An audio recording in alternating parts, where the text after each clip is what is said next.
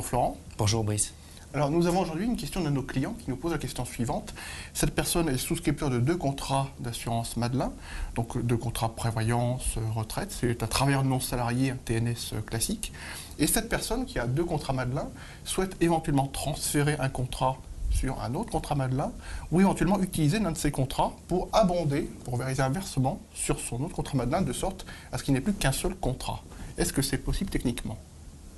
Alors, le contrat Madelin a une particularité par rapport à un contrat d'assurance vie épargne classique qui, lui, ne peut pas être transféré d'une compagnie à une autre. C'est que, obligatoirement, le contrat Madelin doit avoir une clause de transférabilité. Et la définition des conditions dans lesquelles on peut transférer ce contrat se trouve dans le décret du 31 octobre 2006.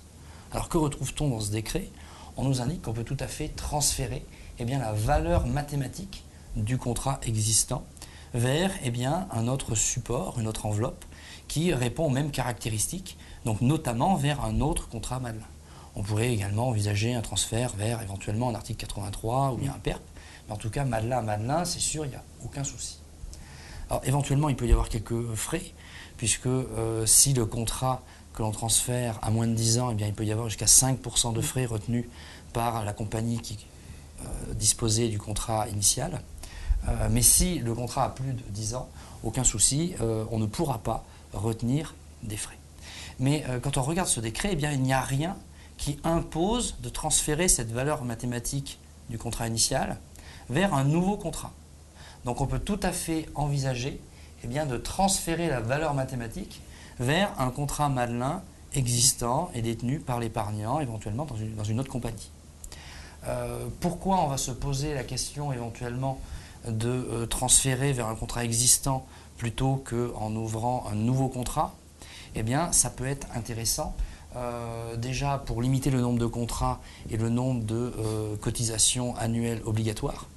Et puis surtout peut-être parce qu'on dispose d'un contrat qui a des caractéristiques plus intéressantes qu'un nouveau contrat qui serait ouvert. Par exemple, un contrat qu'on aurait souscrit avant le 21 décembre 2012, puisque jusqu'à cette date, on peut souscrire un contrat qui a une table d'espérance de vie, de mortalité distincte entre hommes et femmes, tandis que si on souscrit un contrat après la date du 21 décembre 2012, on a une table de mortalité unisexe et qui donc peut pénaliser notamment les souscripteurs assurés masculins.